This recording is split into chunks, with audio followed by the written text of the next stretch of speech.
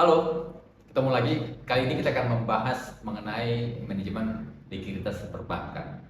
Manajemen likuiditas perbankan sendiri ini adalah upaya untuk mengatur manajemen likuiditas dalam usaha untuk memenuhi kebutuhan-kebutuhan jangka pendek ya. Apa saja kebutuhan jangka pendek yang ada di perbankan? Yang pertama adalah kita bayangkan bahwa kita melakukan penarikan atau kita melakukan pembukaan tabungan gitu ya di bank, dan pada saat itu kita mau melakukan penarikan uang kita gitu kan. Ini kan kita tidak pernah kasih tahu ke bank, kalau bank saya mau tarik uang sekarang gitu kan, nggak seperti itu terjadi sepanyong-panyong tiba-tiba dan bank nggak pernah tahu gitu kan. Nah, semua penarikan itu harus mampu diadakan gitu, atau dipenuhi oleh bank pada saat itu gitu kan. Artinya bahwa bank harus punya kemampuan untuk memperkirakan berapa sih penarikan uang yang akan dilakukan oleh nasabah. Selain itu juga kebutuhan likuiditas digunakan untuk melakukan pemenuhan kebutuhan operasional lainnya. Misalnya apa? Untuk pencairan kredit atau kebutuhan untuk pemenuhan biaya-biaya perusahaan yang bersifat harian atau bersifat rutin. Nah, inilah yang disebut dengan manajemen likuiditas, di mana bank harus mampu untuk mengatur ketersediaan dana untuk memenuhi ketika terjadi kebutuhan likuiditas seperti yang saya sampaikan tadi. Nah, di satu sisi juga gitu ya, bank punya kewajiban ya untuk mengoptimalkan aset ini. Artinya dana-dana yang kita dapatkan dari tabungan, deposito, giro atau sumber pendanaan lain harus kita salurkan dalam bentuk aset yang produktif. Aset produktif itu adalah apa? Itu adalah golongan aset atau kategori aset di mana dengan kita meletakkan aset ke situ, maka bank akan mendapatkan pendapatan. Misalnya ketika bank memberikan kredit, maka bank akan mendapatkan pendapatan dari sisi bunga kredit. Atau ketika bank melakukan penempatan pada obligasi, maka bank akan mendapatkan yield atau bunga obligasi. Atau bahkan ya, ketika bank melakukan jual beli akan mendapatkan hasil keuntungan dari jual beli yang kita sebut dengan capital gain. Nah, artinya apa?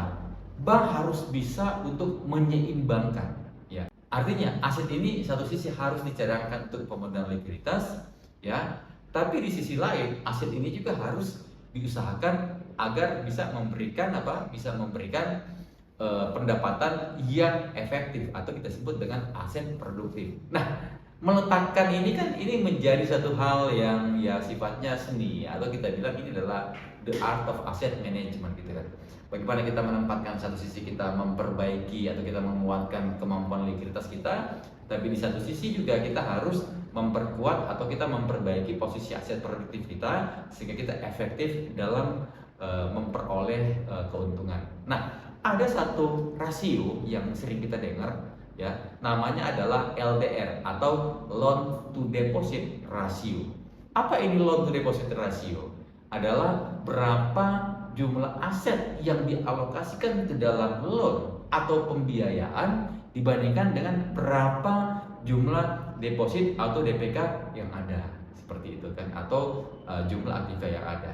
Nah, perbandingan katakanlah loannya berapa? 70, kemudian DPK-nya 100, maka kita bisa bilang bahwa loan to deposit ratio adalah 70%. Kenapa? Karena loannya 70 dibanding dengan DPK 100. Coba kita bayangkan kalau satu bank gitu ya, loan to deposit rasionya 100 gitu kan. Artinya dia punya DPK gitu kan, giro tabungan deposito 100, kemudian loannya atau pinjamannya 100. Pertanyaannya, dalam kondisi loan to deposit rasio yang 100, ketika ada penarikan deposito, uangnya ada di mana gitu kan. Artinya dengan kondisi ini bank juga tidak boleh menempatkan semua ya dana yang berasal dari DPK ke dalam loan sehingga LDR-nya menjadi 100. Tetapi juga kalau misalnya LDR-nya terlalu rendah, artinya misalnya depositnya 100, kemudian loan-nya cuma 50 gitu ya, kemudian kita bisa bilang bahwa loan to deposit ratio-nya adalah 50%. Dalam kondisi ini bank bisa bilang bahwa kami punya banyak sekali likuiditas gitu kan. Tetapi in terms of dalam kondisi untuk aset yang produktif, yang memberikan bunga, yang memberikan return gitu ya, yang memberikan yield dari posisi loan itu sedikit. Nah, sehingga dengan demikian dalam konteks menjaga likuiditas bank ada dua hal yang harus kita perhatikan. Jangan sampai bank ini dalam kondisi sangat liquid atau dalam kondisi kelebihan uang kas. Kenapa? Karena ya memang secara manajemen likuiditas dia akan sangat banyak, akan sangat punya kemampuan untuk memenuhi kewajiban jangka pendek. Tapi kan bank ini perlu mencetak pendapatan gitu kan. Kalau misalnya terlalu banyak dia mengalokasikan pada aset yang liquid, maka dia tidak akan punya ya komponen atau punya golongan aset yang memberikan pendapatan dari sisi bunga pinjaman. Sebaliknya gitu kan, apabila di dalam komposisi ini dia terlalu banyak ya alokasi loannya gitu kan, sehingga dia tinggal punya likuiditas yang sedikit, maka kita bisa bilang bahwa bank ini kemampuan untuk manajemen likuiditasnya menjadi lemah. Sehingga apa yang perlu dipikirkan oleh bank adalah menjaga supaya loan to deposit ratio ini dalam kondisi yang optimal. Sekarang pertanyaannya, berapa sih komposisi loan to deposit ratio yang optimal? Biasanya itu ada di angka sekitar 70%.